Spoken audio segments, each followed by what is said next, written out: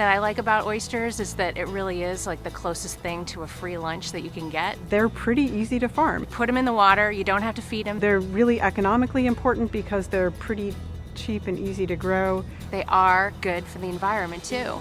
They filter a lot of the pollutants out of the water. When they're left to their own devices, they provide habitat. I mean, when I go out to my farm, it's amazing the types of animals that you see out there. Oyster reefs are really good barriers for storms. So you're getting all that when you get an oyster.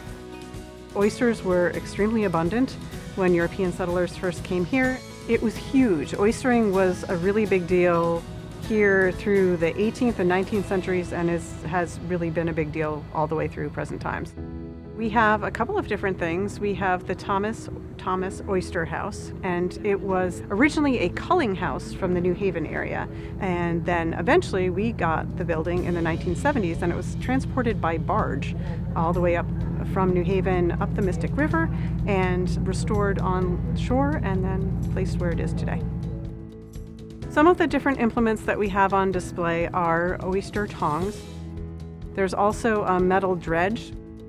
There are some rakes in there, and then one of my favorite tools that's in there is something called a star mop, which was invented by a gentleman to basically rid the oyster beds of starfish, which were one of the main predators. We also have Nellie behind me, which is a oyster dredging sloop.